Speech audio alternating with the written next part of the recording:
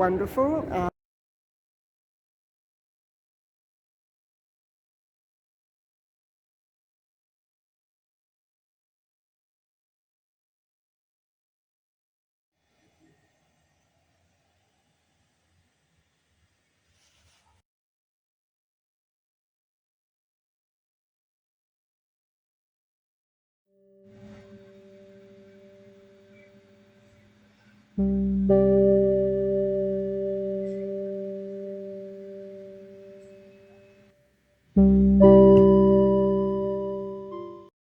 Welcome to my channel.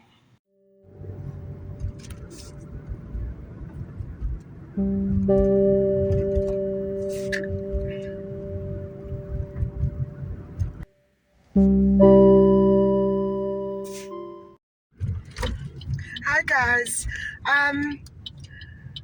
I hope you're all doing okay, and I hope you're having a wonderful long weekend.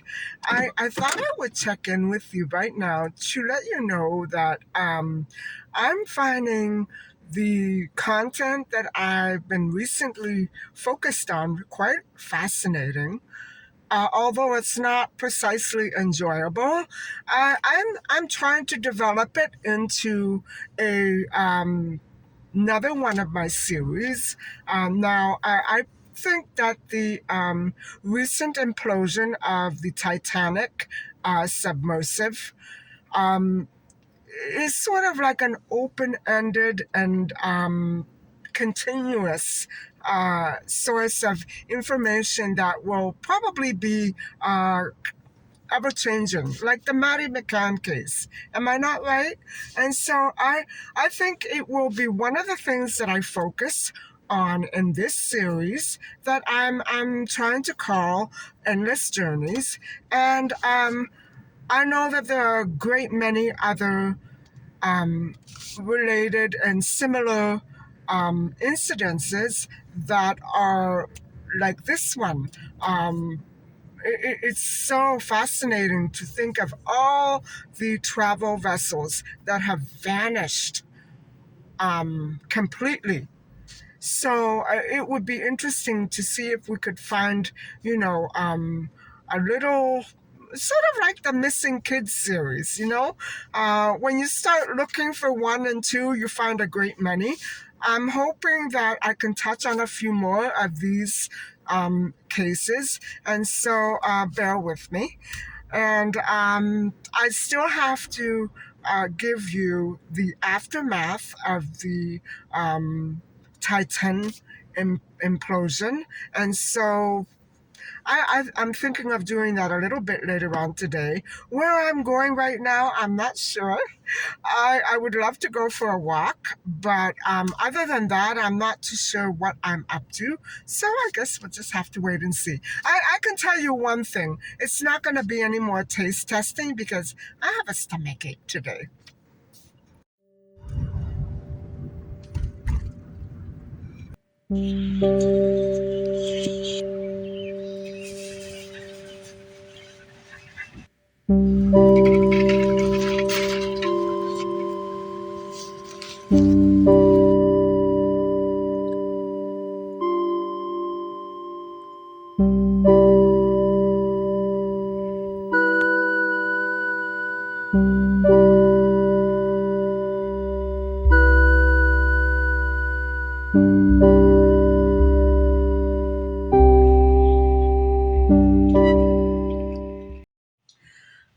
Hi, everybody. As you can see, I've made friends with two more basil plants, and I couldn't resist these because number one, they're so beautiful, and they were the last couple that I managed to grab. And yesterday there were at least 45 of them. So I imagine that they're doing well, and they look very sturdy and healthy, and not, ready to keel over. And another reason why I chose to pick these ones up, because when I lifted the pot, I noticed that they had their own holes.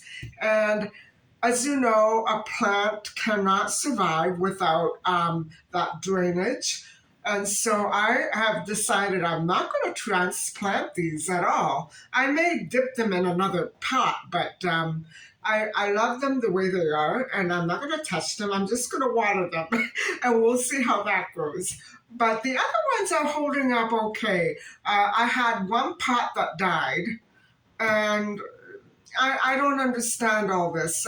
When my mom was alive, and even, in the first couple of instances where I purchased basil on my own after my mom passed away, they flourished. All I had to do was look at them and they grew like wild jungle.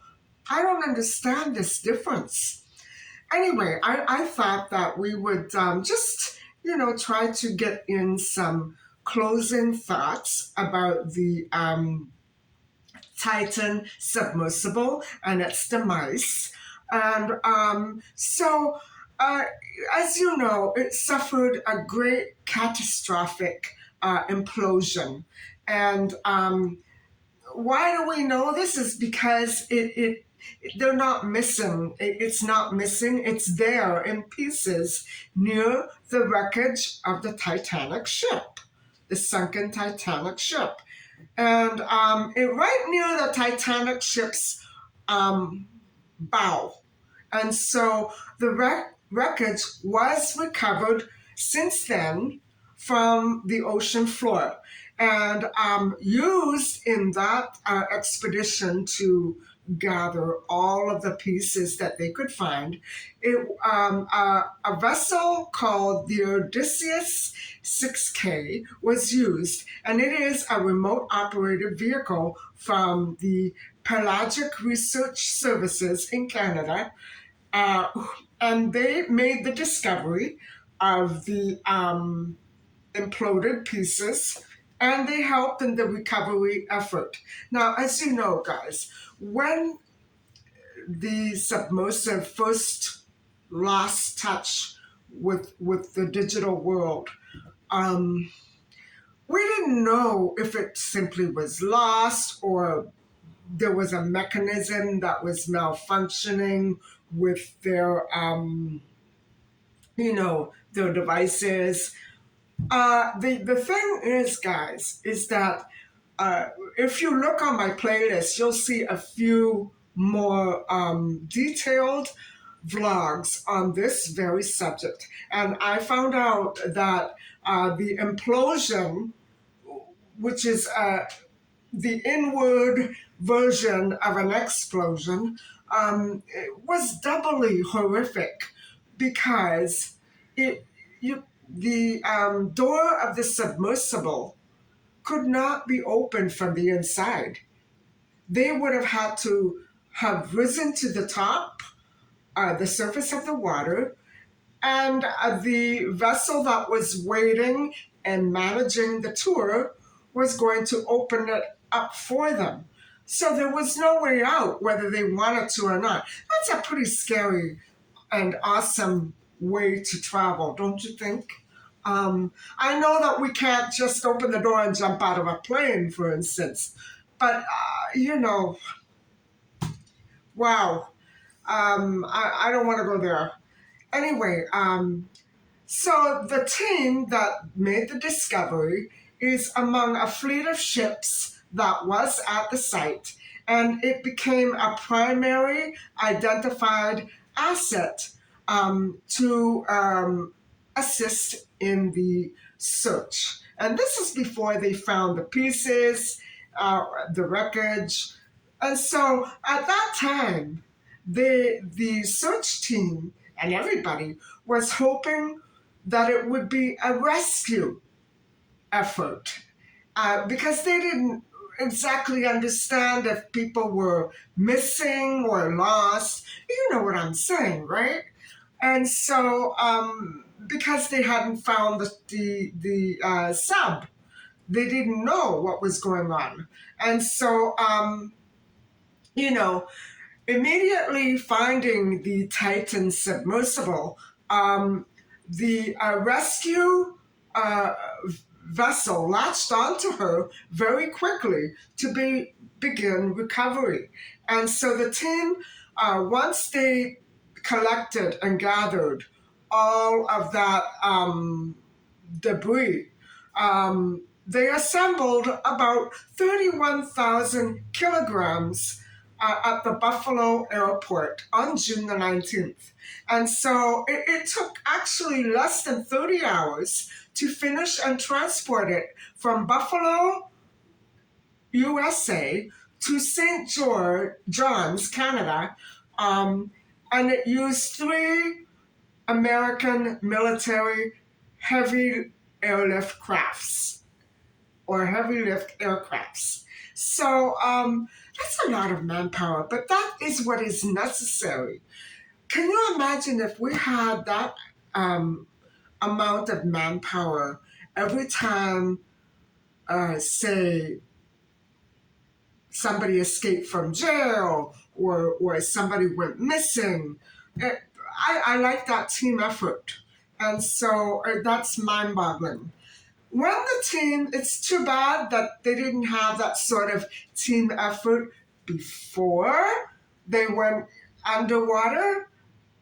But then when it imploded, there was a team effort. Now, I'm not faulting anybody on the rescue team or the search team for any of this, but I'm just saying, isn't it funny that that's the way it has to go? It's very sad and strange. So, when the search team arrived at the site on June the 22nd in the North Atlantic, 700 kilometers south of Newfoundland, 10 other vessels and aircraft were already doing a search of the area. And so the company ROV, the company plane, uh, aboard the Canadian-owned ship Horizon Arctic was used within 1 hour. It was released and implemented in the search. And so, now guys, I also found this out from another vlog, and I was just blown away. The Titan was made, and I explained this the other night when I was telling you what it was comprised of. It was made of two materials that were banned for that sort of use underwater. Those two materials are carbon fiber and titanium.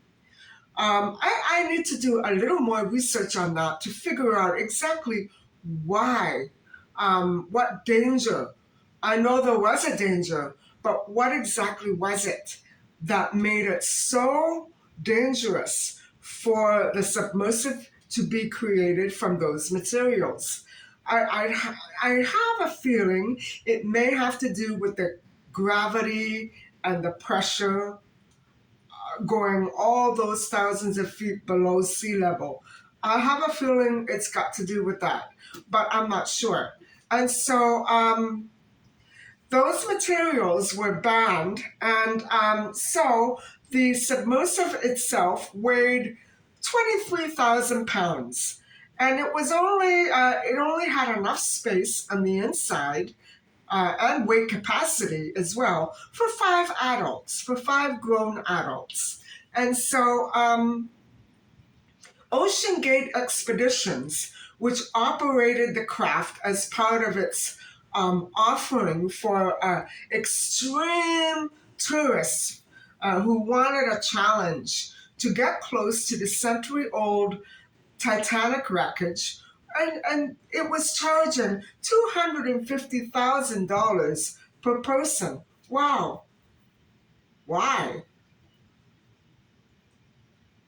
Uh, yeah, maybe I am silly, but um, I'm not going to comment anymore, but that to me is unbelievable. Really unbelievable. And so, okay, the submersible took off fine. It left the site and it went below, and it eventually lost contact with the Ocean Gate Expeditions panel after 1 hour and 45 minutes. It was right into the 2 hour descent to the wreckage. So they would have ascended back on the surface of the water around 4:30. So it would have been a day's journey for sure. I don't think I could have taken it for that many hours. Anyway, it after an hour and 45 minutes, just as it was getting down, right down there, um, it lost contact. And it went missing for 8 hours after the final communication was transferred from Ocean Gate to the sub. And so it, after those 8 hours, it was finally reported missing. At that point, guys, they didn't know what happened. They didn't know why it didn't come back up. So they waited past, well beyond the 4:30 limit. And you know what? No matter how little or how long they waited, it was too late because whatever happened was instantaneous. And so search teams tried to remain hopeful that it could, all this could have just been, oh, something just happened, and the submarine actually went somewhere else, and they didn't know what was going on. And so Ocean Gate Tours, despite all of this, and I imagine they must be panicked, they continue to operate and advertise for future trips. And I think it's panic that's leading them to do that.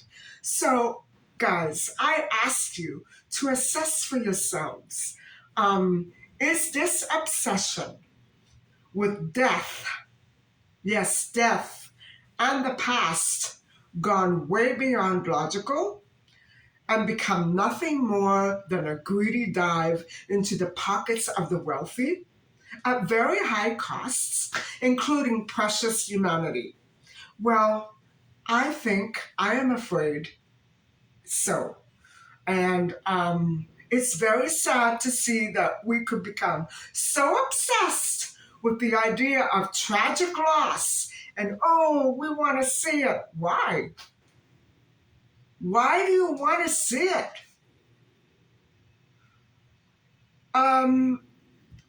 I don't know, it might be me, but there's something creepy and, to me, very evil. Although I'm not saying these passengers were evil. There's something so sinister and oh, I don't know the word for it. To go down to an old wreckage where all those lives were lost, I wouldn't want to see it. I suppose that there is some sort of healing and closure, but not even for the risk of life, guys. I wouldn't want to be that close to death. Goodness knows what you might find down there. I don't know much about the other side of the world, or the other side, but I'm not in a hurry to find out.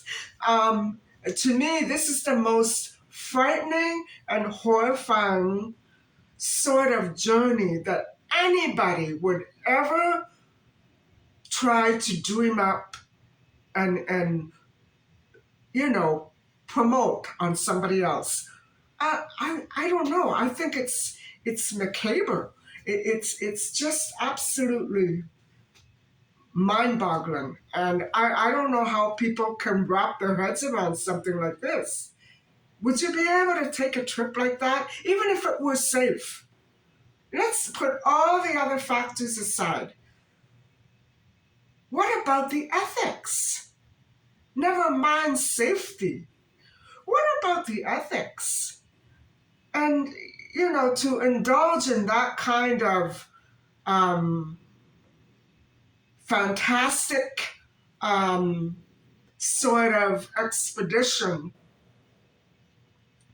I don't know. Frivolous is way too much of an understatement for the word that I'm trying to look for. So I'm going to leave it unsaid, but you get my idea. You get where I'm going with this sentiment.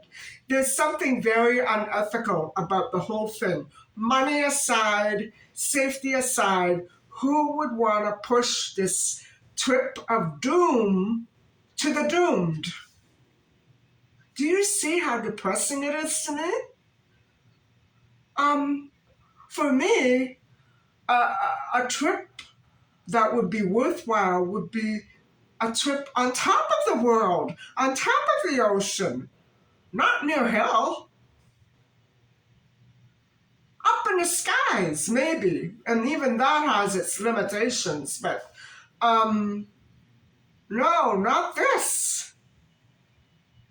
And so, okay, you know, human life was lost. And so, whose lives were they? Okay, British adventurer Hamish Harding, who was very wealthy, and a father and son pair, Shazda and Suleiman Dawood, were there as well.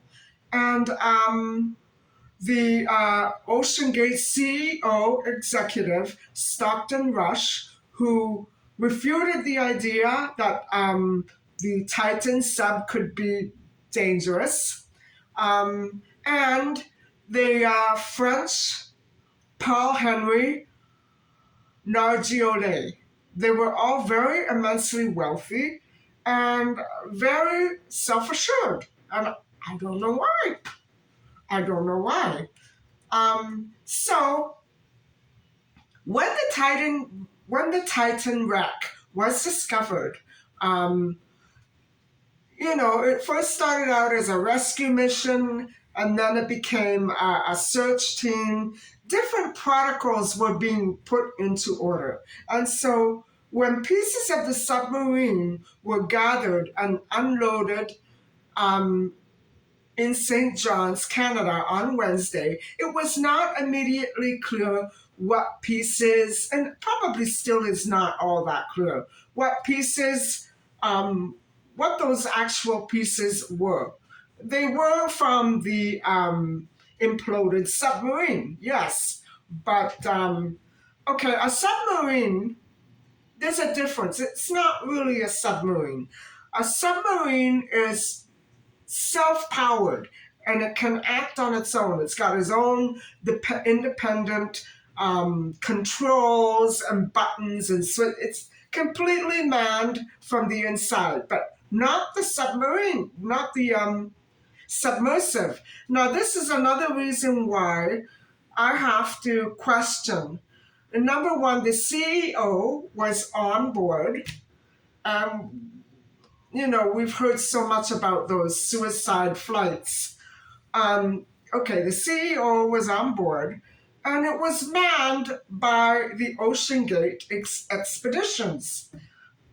Um, the boat was docked, the ship was docked right there when it went into the water. So, guys, I'm asking you to think about these things.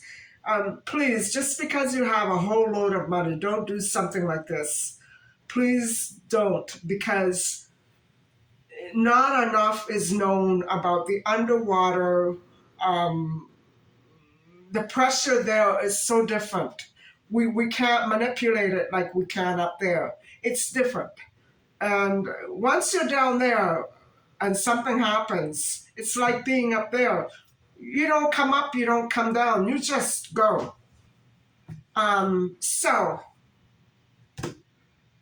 the search crew worked round the clock for 10 days, and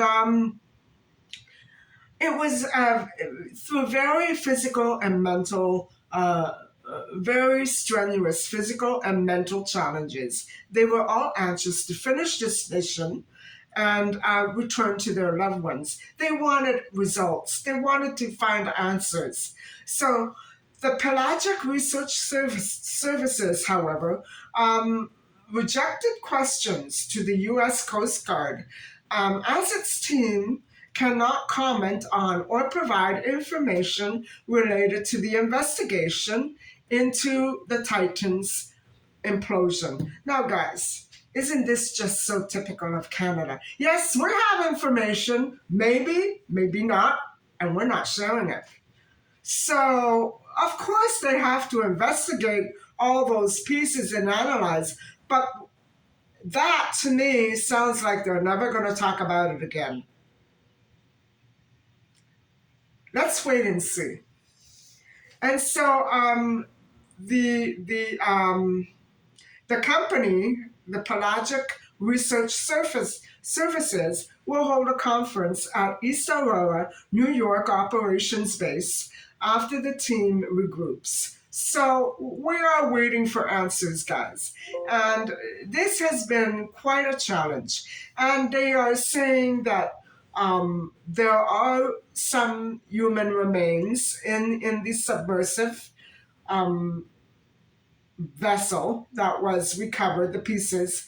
But when you think of it sounds logical that there would be because it couldn't open from the inside. People couldn't get out. So whatever happened, a lot of it is trapped in there. A lot of the debris, a lot of that equipment, it's all stuck in there. Um, Besides going everywhere else, uh, it's not a concept that I want to think about or talk about.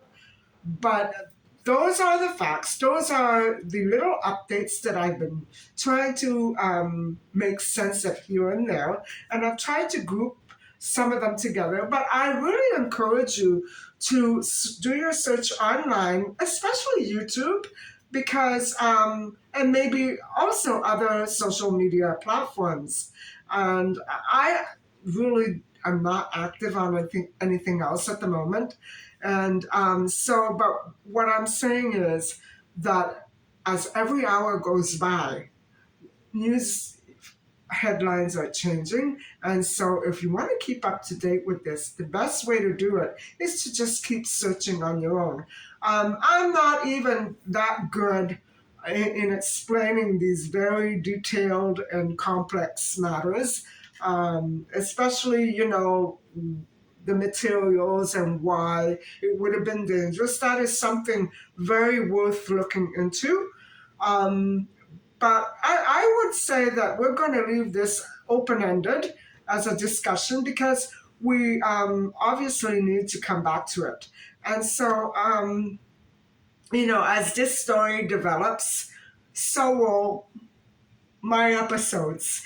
And I'm sure there's going to be a ton of interesting stuff out there for us to read and look at. So, guys, it wasn't much of a day, but I found more basil, so I'm a little happy. The weather is kind of crappy, so I didn't do much. I left the house late, and I didn't go for my walk. I'm very, very guilty, but I have um, decided that I'm going to do this for about another week, and then I'm going back to the lemons, but I'm not going to vlog it.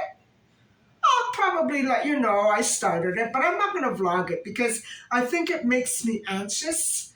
Um, I vlogged it every day last summer, and this time I want to focus on me and not vlogging. So I'm going to probably let you know, guys, I started the lemonade cleanse again. And but I'm not going to take you through it like I did this time. It's going to be the same thing. So hopefully I feel great though. I feel there's nothing in that. It's just that I explained it to you before. I want to try to do this a little more carefully this time. I felt like I just whizzed right through it. Those 10 days went by so quickly.